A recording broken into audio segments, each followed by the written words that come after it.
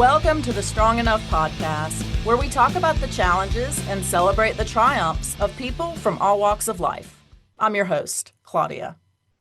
Today's guest is going to share how she went through a traumatic experience, and when she couldn't find a technique to help her and some of her patients, she went out and created her own.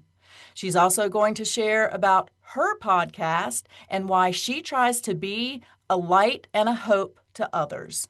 Please help me welcome Dr. Nat Green. Hi, Nat. How are you doing today?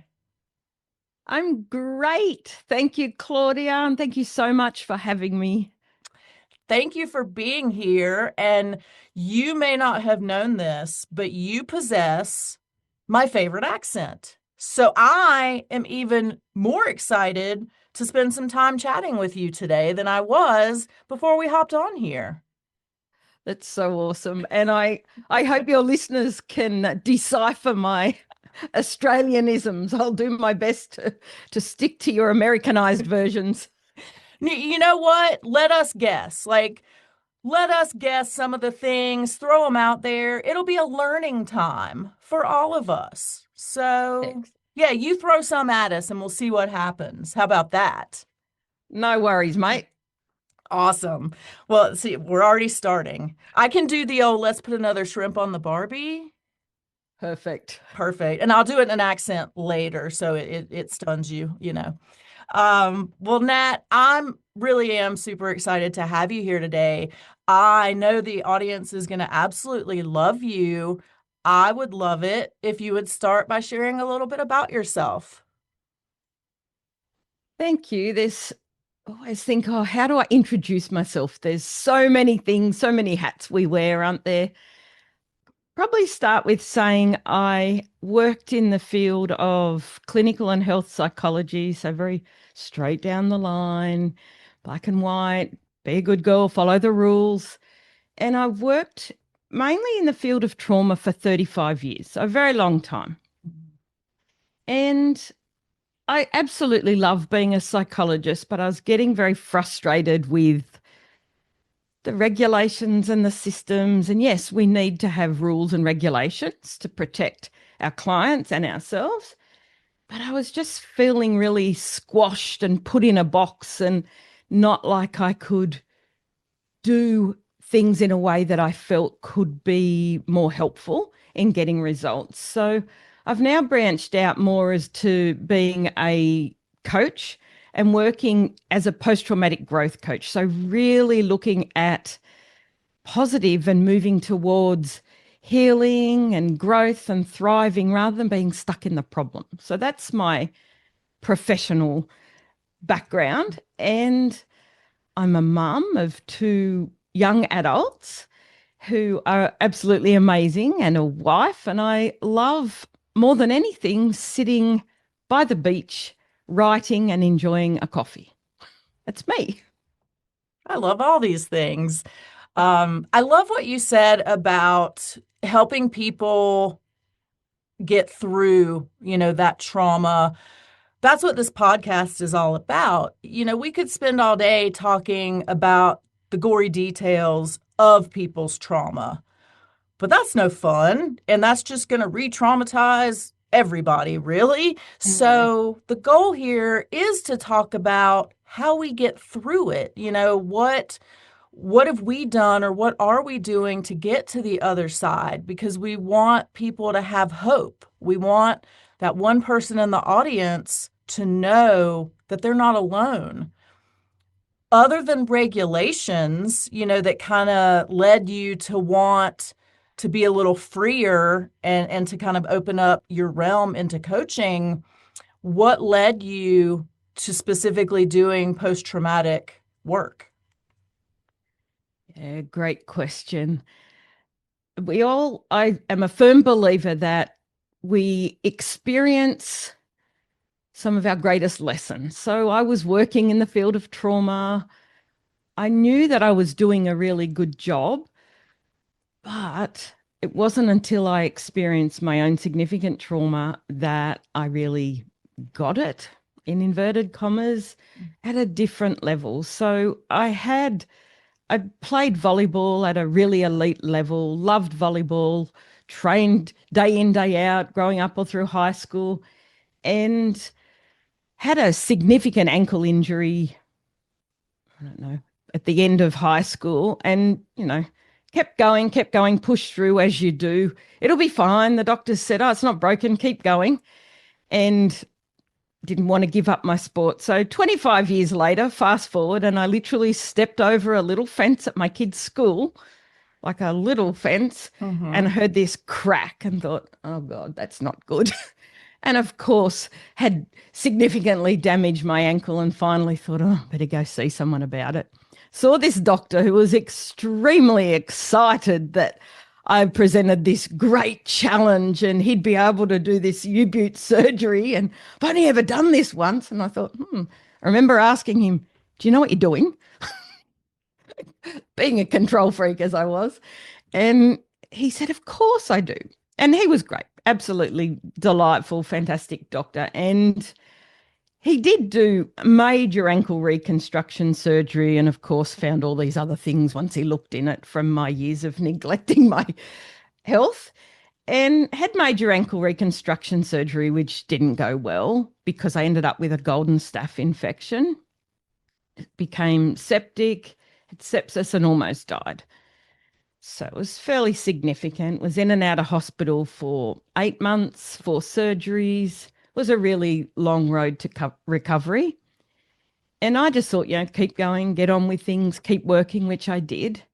And then I did get a referral for treatment. And I actually ended up having another significant trauma as a result of what I went through there. And that really landed me on the other side of the couch. I suddenly thought, I think I've got to deal with this, the trauma of everything I'd been through surgically and everything else. I thought, not okay being on the other side of the couch. So, started recognizing that I had years of holding my clients' trauma stories day in, day out, which were stuck in my nervous system. And it wasn't just my stuff, it was everything blended together. And I thought, oh my goodness, I really got to do something. Sat on the other side of the couch as a client, did not like that at all, and thought, oh, this is ridiculous. It can't take years to heal trauma. This is bullshit. Hope I can say that. And then I started looking at, no, you cannot go over and over your story. It's not helpful to stay stuck in that loop of storytelling. That keeps us unhealthy, unwell, and in our trauma. So really dive deep and developed my own model, which is called the ABS method, and started trialing that on people that I knew that were like, no, we're happy to give it a go, and started seeing amazing transformations in like 8 sessions. They're like, but we've been working on this stuff for years and now we feel fixed, in inverted commas. It's like, what's going on here? There is a way that doesn't take years and years. And really it's around that focusing on hope. Like you said, we need to work towards how we want to be, not going back to who we used to be. That's probably one of the key things from where I sit, that so many people come to me and say, I want to go back to who I used to be.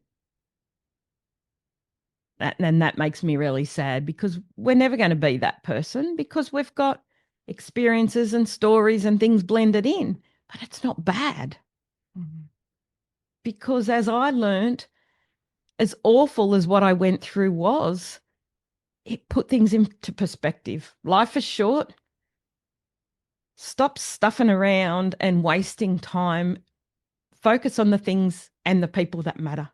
Do things differently. So I started on my mission to develop this method and really narrow it down to the key things that made a difference. And to really test it out, I tested it on myself. And honestly, the only way I can describe it is I feel like it changed my DNA. It's the only way I can say it. I let go of stuff that I never even knew was there. Stuff that, yeah, was, yeah, under the stuff that I didn't know was there because things happened when I was in utero to my mum, who lost her sister in a car accident when she was 6 months pregnant with me. And I always felt like there was something going on in my nervous system, but I didn't know what. Of course, I didn't know because I was in utero and I was nonverbal and I had no words. Mm-hmm. So she put me first at a time when she would have been traumatized, very distressed, and she never dealt with that. So her trauma got stuck in my nervous system. Not a blame game at all. It made Mm-hmm. sense. I'm like, that's why I have ADHD. Undiagnosed, but I know that I do. And I'm like, it's why I've always been a high achiever, really strived to be the best at everything because my system was overloaded. And once I was able to identify that and clear that, I broke that intergenerational trauma cycle. I was like, oh my God, I feel like I've changed my DNA and I feel like a different person. And now I want to pay that forward and make a difference to other people to give them hope and change their lives so they don't have to suffer for years. You gave me so many things that I want to dive into. So I'm just going to pick one.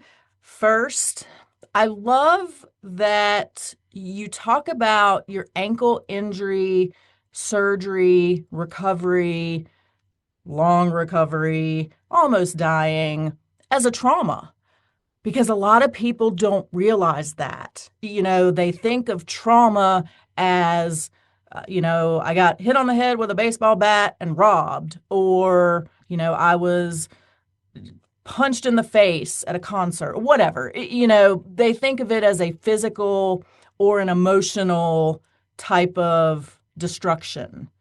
So I appreciate that you are talking about something that a lot of people don't realize. Did you realize in going through that it was a trauma, or did you figure that out kind of once you were through it and just started kind of seeing, the trauma coming out of you? Yeah, great question. I minimized it as well. Of course I did. And and now I look back and I think, oh my goodness, you're a psychologist. You should have known better. And all of those things, the should. Mm-hmm. The reality is when you're in it, you are doing your best to get through minute by minute, hour by hour, let alone a day and a week ahead. So it really wasn't until a girlfriend of mine who's a nurse made a comment and said to me after I'd been in hospital with severe sepsis, and she said, "Oh my God, I thought you were going to die." I'm like, "What? What do you mean?" She said, "I thought you were going to die. You were, your levels were so high, you were so unwell." I'm like, "Oh, really?" And I did sort of shrug it off. And that played into it a bit later on. I thought, oh, I think I need to actually listen because, I'd had years of pushing through. And I remember sitting in my hospital bed almost dying on my laptop. And a nurse there said, "Oh, for God's sake, girl, get off your laptop." Like, what do you mean? I've got work to do. I'm really got to keep doing this. So I had my body telling me for years, Mm-hmm. and I chose not to listen. So I'm, very much why I ended up where I was because I had ignored it and pushed through because that's what we're told to do. It's really interesting that you say that because as you were telling that story, it took me back to a place in 2018, I think, when I got very, very sick and I went to the emergency room. Like I was really sick all night. And at like, I don't know, 4 or 5 in the morning, I finally decided, to wake my husband up and say, yeah, it's not like something is very wrong here. So we went to the emergency room and they ended up admitting me. So when I get up to like my room, the first person that comes in to see me is the chaplain to pray with Oh God. me. It, yes, thank you. Oh, And so I'm like, I I'm going to die because I kind of felt that anyway, and sometimes we sort of exaggerate our feelings and it's like I'm mm, dying here. So I thought that, but then when he came in, I'm like, I really am about to die. But mm. I have never before looked at that as a traumatic experience until you were just telling that story. How many people do you think are out there running around seemingly normal, like me, and I seemingly, because, whatever, but that have some of these experiences that were traumatic and are affecting us and never even realized it? Oh, that- I couldn't even begin to estimate, honestly, but it's so true. And we're so good at minimizing things, aren't Hmm. we? So see people all the time and they come in and they go, I'm not coping, got this, and this going on, but it's nothing. And they always compare, it's that comparisonitis, that Hmm. comparing themselves to, but I didn't see someone die in front of me.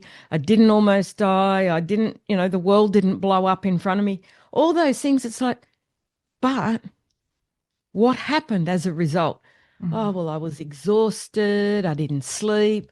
Yeah, they're all signs that something has happened and you are reacting. Doesn't mean that you've got severe post traumatic stress disorder or something like that, but your body takes in everything in the world around it. And if you don't sleep or shake it off and let it go, then all that stays stuck in your nervous system and will impact us. Whether we get a chronic illness, an autoimmune disease, all of those things. Like, I tick every box of those things Hmm. now that I know what I know. Same, all of them. Yeah. Because working at, in a helping profession Hmm. or something like that, then you are carrying people's stories every day and usually minimizing our own. And we can't do that forever. We're human. As Hmm. much as we'd like to think we're superhuman, we're not. I think there are a few professions like that where you do end up taking a lot of that secondary trauma when you're helping people. I used to be a police officer, so I saw a lot of trauma that I'm sure impacted me. What are some things that we can do in the moment to help heal that as we go so that we don't have to wait until we have a big explosion and end up like balled up in the corner crying? Mm, great question. And really now there's so much more known about psychosomatic work and somatic work. So there's that acknowledgement that we do need to look after ourselves as a whole, not just do the work in our brain. Mm-hmm. So one really simple way of being grounded that I often get people to do when something has happened is just the basic 5 look around. So 5 things I can see. And you just rattle it and say it out loud, the window, the door, whatever. 5 things I can see, 5 things I can hear, and 5 things I can feel against my body right now. And then we go to 4 things: see, hear, feel. 3, 2, 1. Very simple, but a really great grounding technique because it stops us being in our head and gets us back in our body. And that's the key because otherwise we overthink, we overanalyze, and our heart's racing. So it's around checking in with ourselves. And another great thing that I is the key to the work that I'm doing now is a process called TRE. It's absolutely amazing. It's trauma and tension release exercises. So, when you go through something trauma, and even in your work as a police officer, if you came across something that was traumatic, you would have had some sort of response within you where your body would have started shaking, or you would have seen the person you were going to a job with shaking. And what's the first thing? So, say someone has an operation and they wake up out of the anesthetic and they're shaking. The first thing that us as human beings do, because we want to help people, is put a blanket around them to keep them warm, to stop the shaking. Yeah. However, that is the body's natural response to letting go of the stress that we've just seen and witnessed. So we need to allow the shaking. The TRE process was developed by a guy called David Berceli, who was first working with war veterans and soldiers. And he recognized that this is what was happening when they were carrying the trauma in their bodies. So he's developed a process where we evoke tremoring, which is our body's way of naturally releasing it. So it's a step-by-step process that we take people through. So, but you can do it anywhere, anytime. If you've been through something, stand there and just shake it all off. Shake, shake, shake. And it's just relieving. Really basic tremoring. And then if you've had a lot of trauma in your life or stress, it doesn't have to be just trauma, then it's a really good process to just learn how to get the layers of stress out really gently. Yeah. I'm going to go shake, shake, shake it out like a lot. I feel like that would be a good thing that we would all benefit from. Absolutely. So you talked about learning or discovering that you were dealing with a trauma kind of before you, well, not kind of, before you were even born. Now, I've heard a lot of people talk about trauma when we're children. I've never heard someone talk about a trauma pre being born. How did you discover that this was something that was causing you a traumatic response so that you could fix it? Yeah, and I was always, very much science evidence based. That's how I was trained. It's like, no, that, these pre-birth things, I'm like, no, always dismiss that. Like, yeah, whatever, that's a bit woo-woo for me. Right. However, the process that I do was based around NLP, so neuro-linguistic programming, and some of the accelerated processes like timeline therapy. And I've developed my own, and I guess I just had this inner gut feeling that there was something, but I never knew what it was. So I got a girlfriend that I trusted to take me through my process. And I kept correcting her, saying, no, you got to use the words like this. This is how you got to say it. She's like, oh, yeah, whatever. I'm trying to help you. I know. I needed to test it on myself using my process so I knew if it would work. Because I very much am about practice-based evidence as well as evidence-based practice. So I looked and I went, okay, so I've gone through, and you take someone through the process like a timeline, you go up and you do it. And so they're working with the unconscious or subconscious mind, not hypnotized or anything like that. But my mind sort of went back there, and it was weird, but I got taken back to this time, and it was all dark, and she was very talented at what she did as well. And I said, oh, that's ridiculous. She said, just humor me.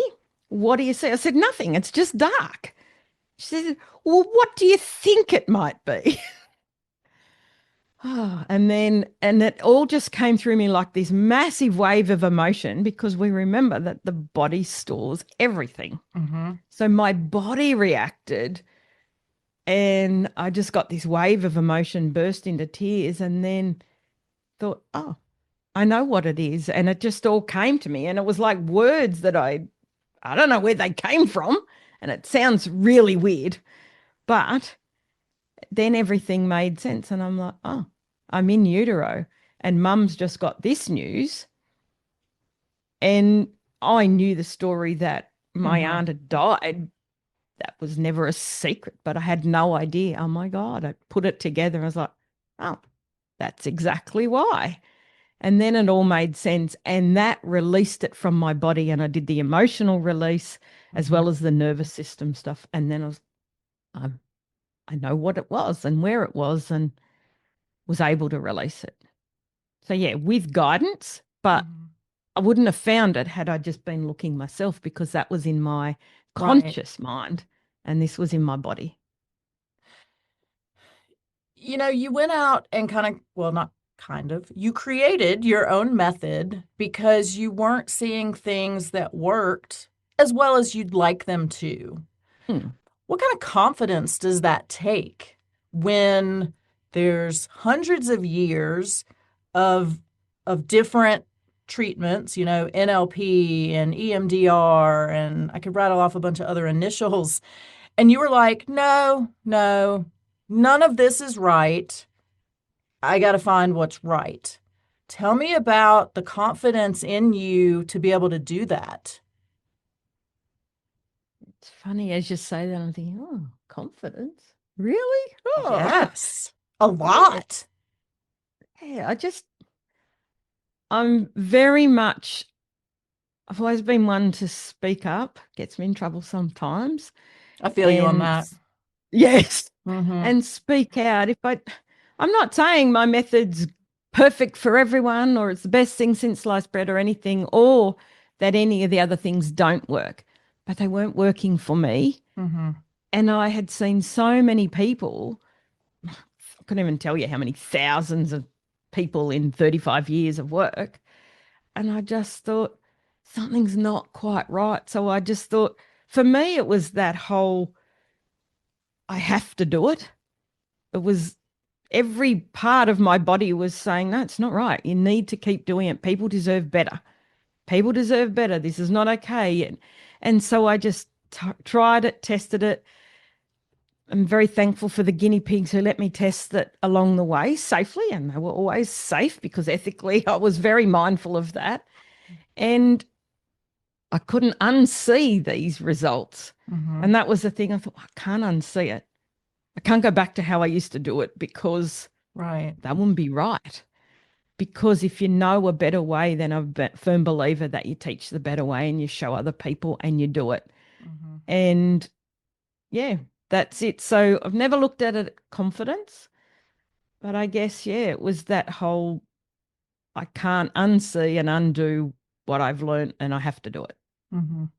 So confidence, courage, stupidity. I'm not really sure. Maybe all of those rolled into one, perhaps. Yep, most likely. And I'm not a risk taker really, but at the same point, I am Mm-hmm. calculated risks because I tested it slowly, safely, and then I went, yeah, I'll take a risk because I believe in myself. And maybe I tapped into that inner confidence that had been lost as a Mm-hmm. result of what had happened, because then I checked in with a part of me that had been buried for a long time in the work that I did. I went, nah, you used to be able to do this, this, and this. You were confident. Tap into that. So maybe that's what it was. Thank you for helping me work through that too. You are so welcome. See, everybody gets something out of each and every podcast, and it's always me. So I'm glad that also today you got something as well. So check that off the list. Yay.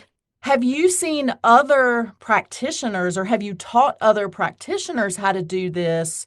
Or is it one of those things that only you do? And so if you want this method, we got to come to see Dr. Nat. I am taking some courage, pulling it out of somewhere. And I'm actually just at that pivotal point. I've decided I can't die with this method inside me. Mm-hmm. This is my legacy. that I need to make a big difference in the world. I've always wanted to do that. So now I'm at the point where I'm moving into developing it as a certification Hmm. so I can train others in this, because again, it's not fair to not teach people how to do things differently Hmm. when you know you've got another way. Yeah. Without giving it away, because we don't want to do that and it would take way too long, what makes your program different or your process different than the other things out there for you or for the patient potentially?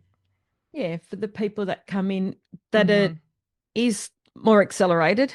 They don't have to take forever.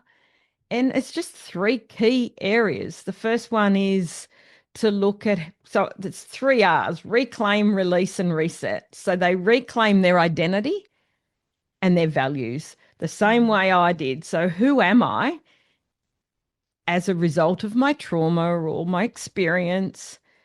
Who am I now? Not who I used to be, and what's Hmm. important. So that's the identity and values. The release is be taking them through the process to release the negative emotions and past traumas or stories you've heard from the work that you've done if you're a professional. And then the reset is resetting your nervous system, letting go of the layers of anxiety, stress, trauma that you've held on to. So they're the three areas.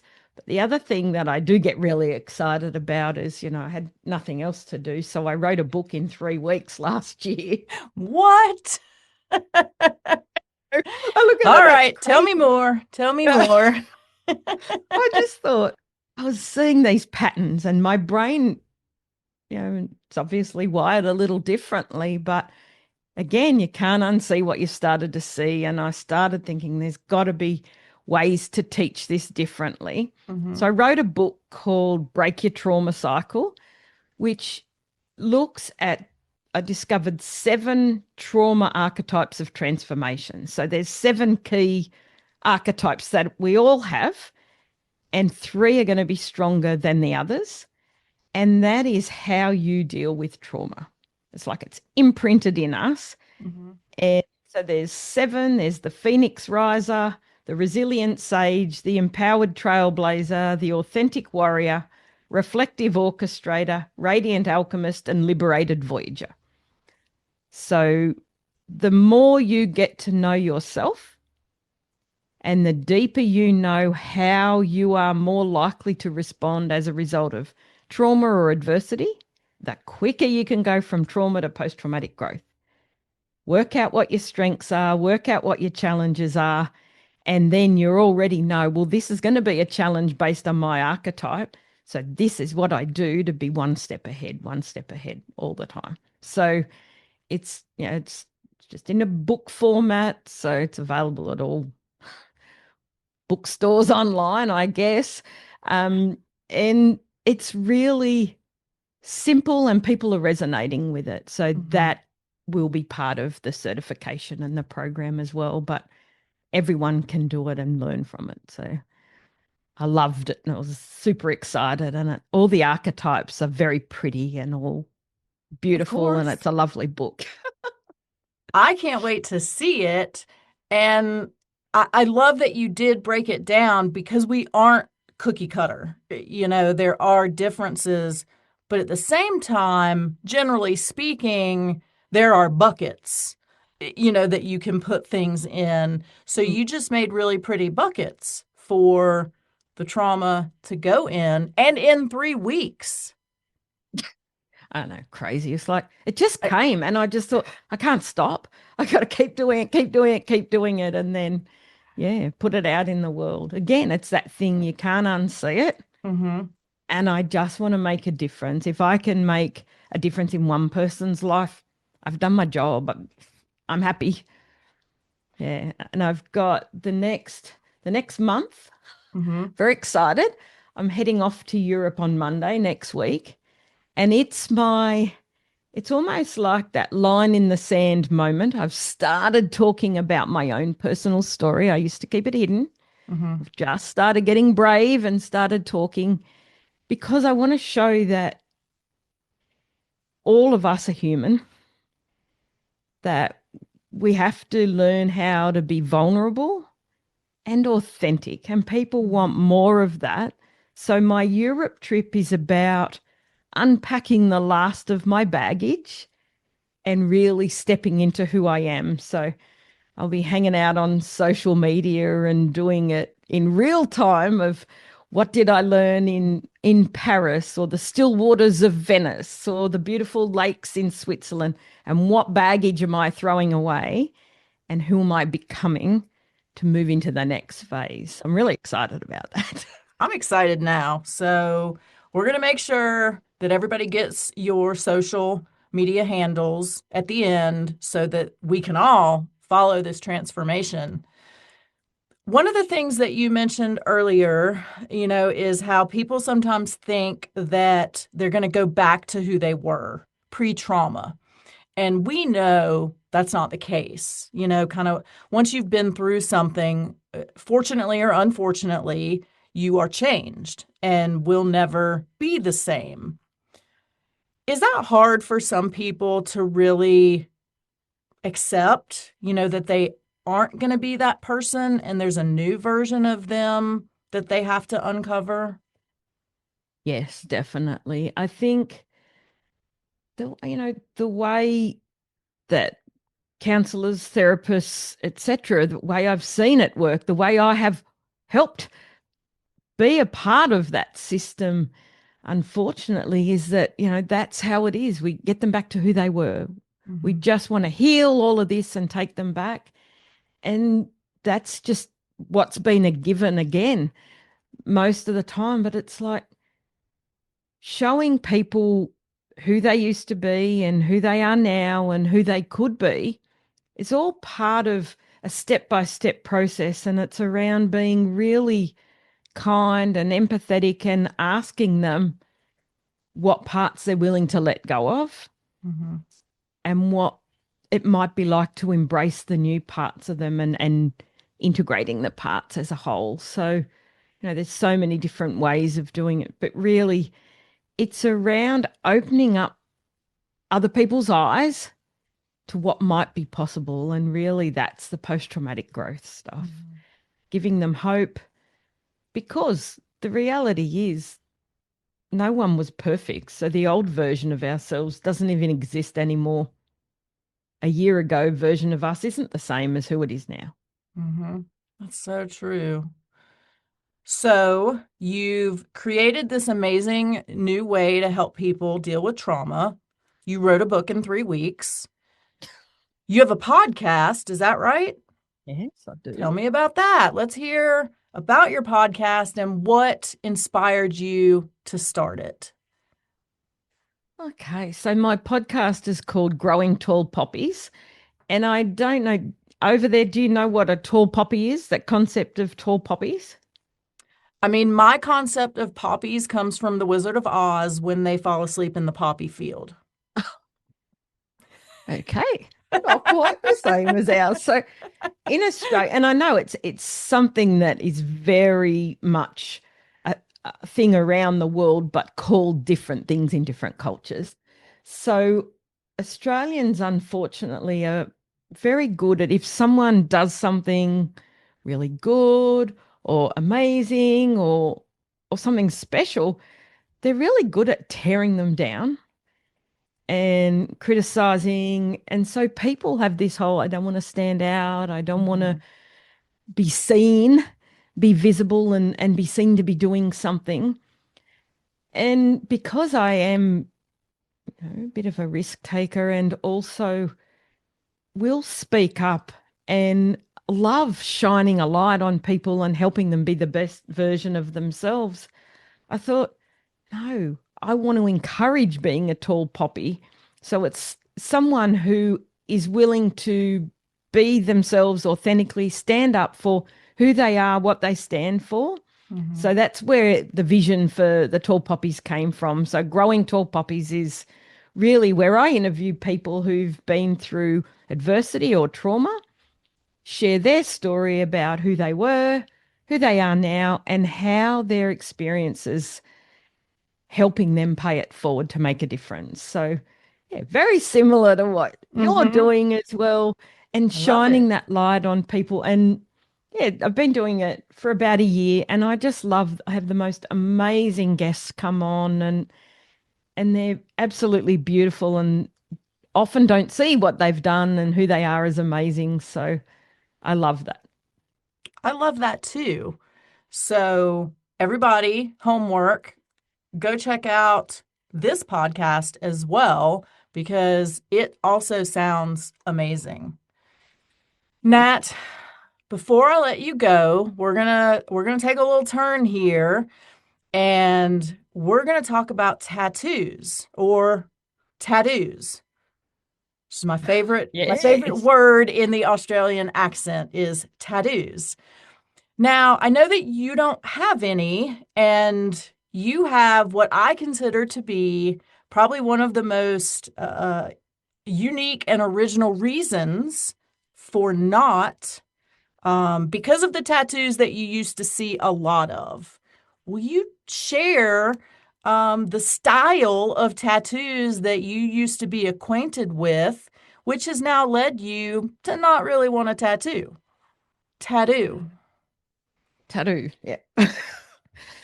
So I used to work in a jail, and this is a long time ago, and tattoos weren't the rage back then. Mm. And when I saw tattoos, well, they were on scary bad boys who'd been in jail for years. And it was, the swallow on the neck or the tears or the fuck you on the Right. hands or the love hate. And I was like, ugh, just the thought of it. Ugh. So that was my experience with tattoos because I didn't have any, and it wasn't the done thing then. And obviously now everyone has tattoos. And one of the funniest thing was my daughter, who's just turned 20, and she's getting a tattoo. And I said, "Oh, really? Do you need to?" "Yes, mum. They're important." God, okay.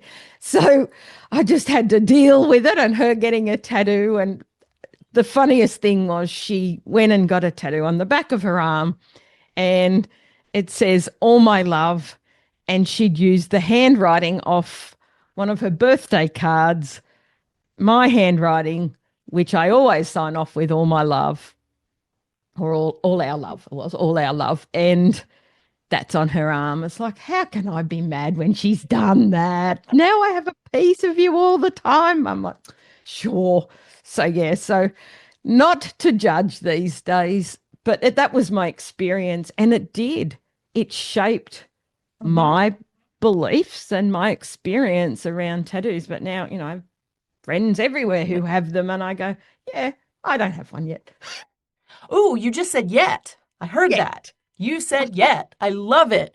And I'll be honest with you, I judge them as well. And I have a lot of tattoos, but if I see a face or a neck tattoo, I immediately think, what are you on parole for?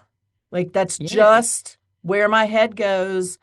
I'm sorry for being judgy, but it's kind of that same, like that jailhouse Mm. vibe. Yeah. So I totally get it. And it was funny. I watch a lot of trash TV. And one of the things I watch with my husband is called Love After Lockup. It's a fantastic trash show about people dating people in jail and getting out of jail.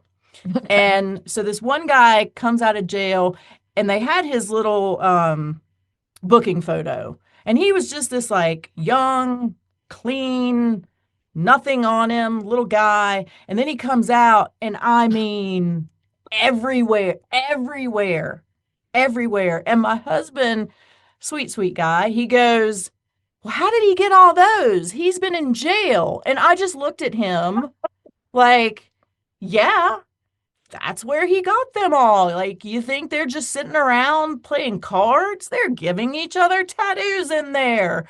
So, Absolutely. yeah, so I respect that judgment, but I did hear you say yet. So if you were going to get one, do you have anything in mind, or this is just kind of like you never know what might happen? No, I think if I got one, it would be a butterfly, which is, it's my logo. Because it's that whole transformation, which is what I stand for, which is what I've experienced. Mhm. And it's that whole beauty can come of anything, comes out of it, an Mhm. ugly caterpillar into a cocoon and it becomes a butterfly. So, and I think it's that flying high and that soaring and being able to be anything you want to be. That's what that represents to me. So, yeah, I think if I was going to get that one, or it would be an infinity sign. Okay.